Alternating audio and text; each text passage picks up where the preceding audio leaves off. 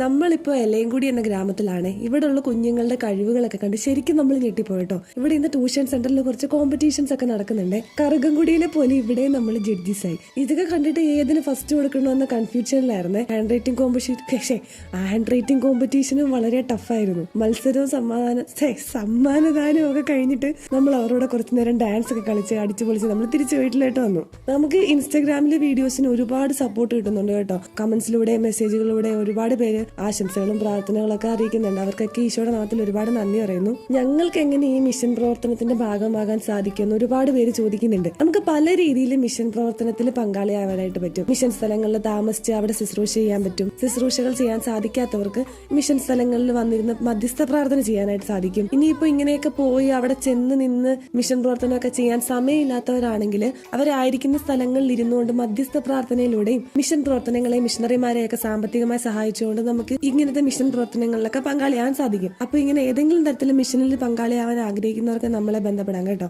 ശരിക്കും പറഞ്ഞു കഴിഞ്ഞാൽ നിങ്ങൾ എല്ലാവരും മിഷൻ പ്രവർത്തനത്തിൽ ഇപ്പൊ പങ്കാളികളായിക്കൊണ്ടിരിക്കുകയാണ്. കാരണം നമ്മൾ ഈ മിഷൻ സ്ഥലങ്ങളിലെ പ്രവർത്തനങ്ങളുടെ വീഡിയോസ് ഇടുമ്പോൾ അത് മുഴുവനായിട്ടിരുന്ന് കാണുകയും അത് കമന്റ് ചെയ്യുകയും ലൈക്ക് ചെയ്യുകയും ഷെയർ ചെയ്യുകയൊക്കെ ചെയ്യുന്നതിലൂടെ നമ്മളൊരു മിഷൻ പ്രവർത്തനത്തെ സപ്പോർട്ട് ചെയ്യുകയും കൂടിയാണ് ചെയ്യുന്നത്. കാരക്കലിലെ വിശേഷങ്ങളൊന്നും തീർന്നിട്ടില്ല. സപ്പോർട്ട് ചെയ്യുന്നവർക്കും കാണുന്നവർക്കും ഷെയർ ചെയ്യുന്നവർക്കും കമന്റ് ഇടുന്നവർക്കൊക്കെ ഈശ്വരനാഥത്തിൽ ഒരുപാട് നന്ദി. നമുക്ക് അടുത്ത വീഡിയോയിൽ കാണാം കേട്ടോ.